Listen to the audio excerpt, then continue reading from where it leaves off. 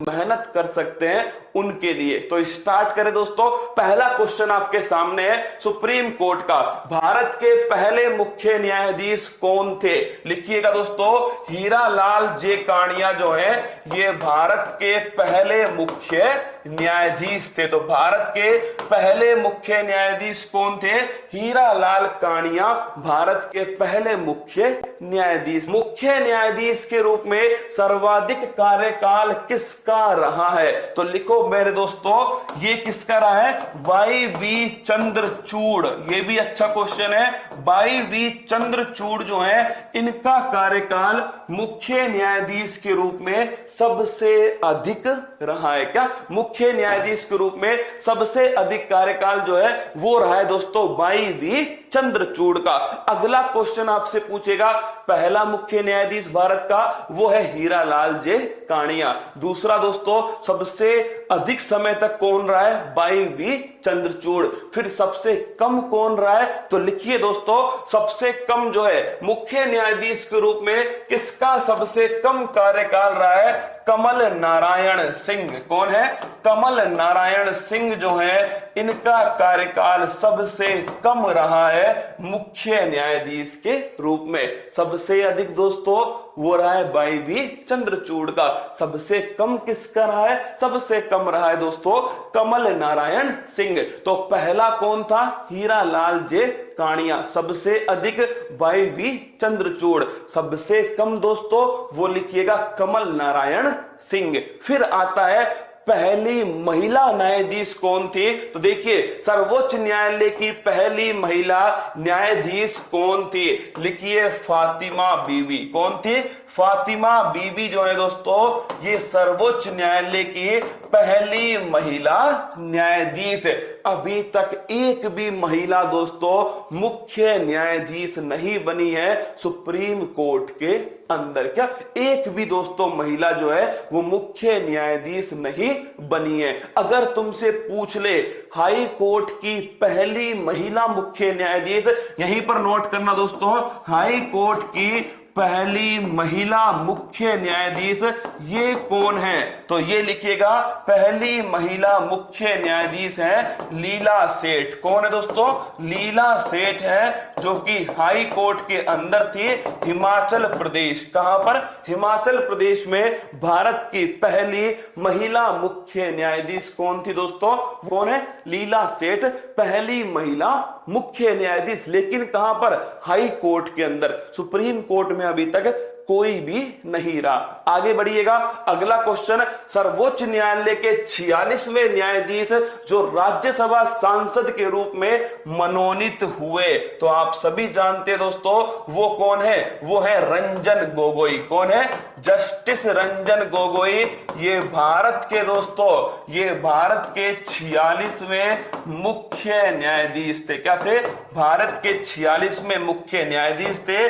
और मेरे दोस्तों सबसे महत्वपूर्ण डिसीजन अयोध्या वाला जो मामला था मेरे दोस्तों समिति ने दिया था। और रंजन गोगोई 46वें मुख्य न्यायाधीश है थे और राज्यसभा के दोस्तों वर्तमान में सांसद हैं। कौन है?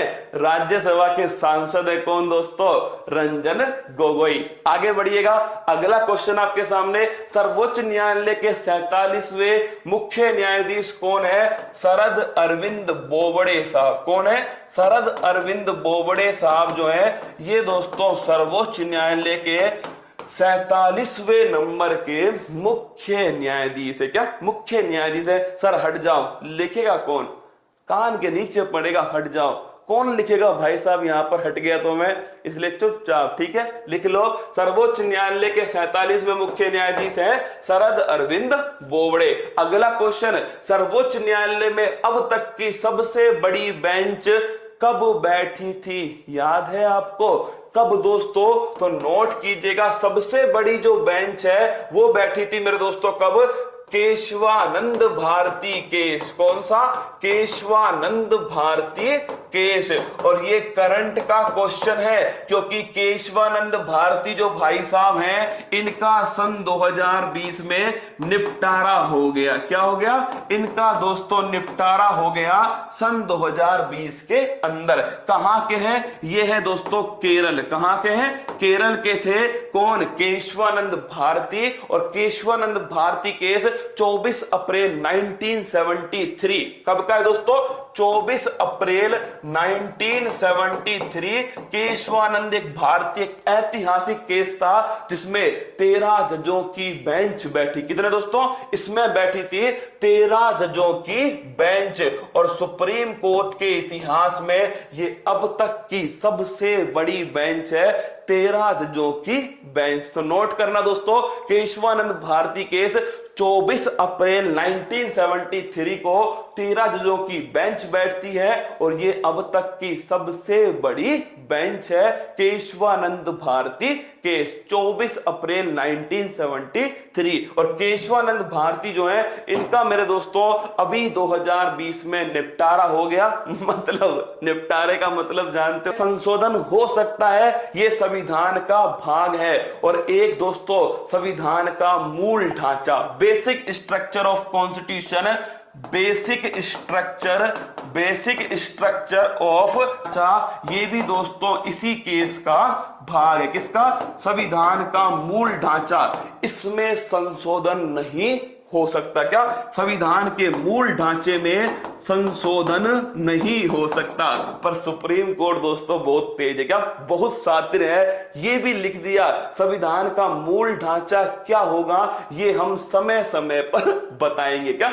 ये हमें नहीं पता, ये हम समय समय पर बताते रहेंगे। तो समय समय पर इसकी व्याख्या कौन करेगा? समय समय पर इसकी व्याख्या खुद सुप्रीम कोर्ट करने वाला है। अब कुछ भी होता है मेरे दोस्तों, क्या कुछ भी होता है, क्या बोलता है सुप्रीम कोर्ट? ये तो भाई साहब संविधान का मूल ढांचा है, बेसिक स्ट्रक्चर है। मतलब भाई साहब ये समझ लो सफलता की कुंजी है क्या? बेसिक स्ट्रक्चर ऑफ कॉन्स्टिट्यूशन, संविधान का मूल ढांचा। ये किस अनुच्छेद में आया था? ये दोस्तों केशवानंद भारती केस में ही सामने आया था। अच्छा क्वेश्चन है, नोट करके रखिएगा।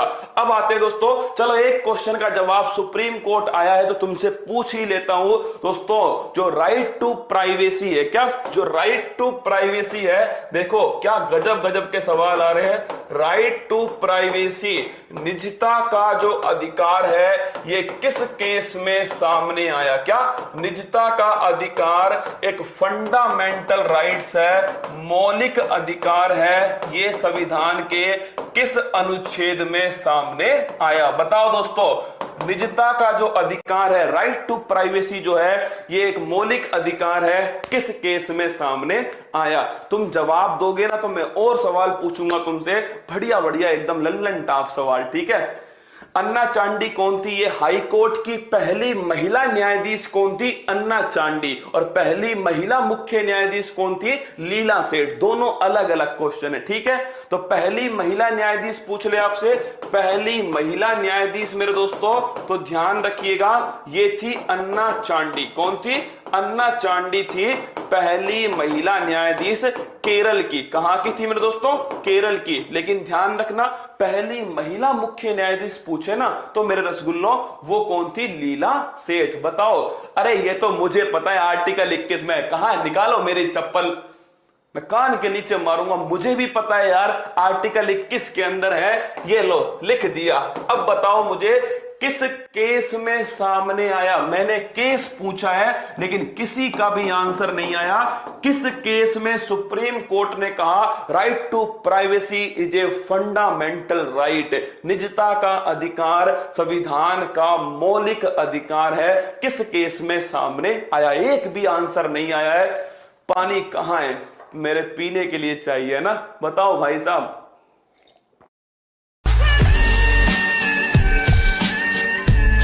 केस, अरे लिख लो, मेनका गांधी केस लिखो, पुट्टा स्वामी केस इसके अंदर सामने आया था दोस्तों। पुट्टा स्वामी केस लिख लो, इसमें ही केस था मेरे दोस्तों जिसमें राइट टू प्राइवेसी को फंडामेंटल राइट्स कहा गया था। पुट्टा स्वामी केस। अब दे रहे हो आंसर है ना? ये सवाल बड़ा अच्छा इसलिए लिखवा रहा हूं दोस्तों, पुट्टास्वामी केस, ध्यान रखना, right to privacy is a fundamental rights है, ये अच्छा क्वेश्चन है, नोट करके रखिएगा। चलिए मेरे दोस्तों, मैंने जो आपको बताया एक बार देख लीजिए, भारत के पहले मुख्य न्यायाधीश हीरालाल कानिया है दोस्तों। सर्वाधिक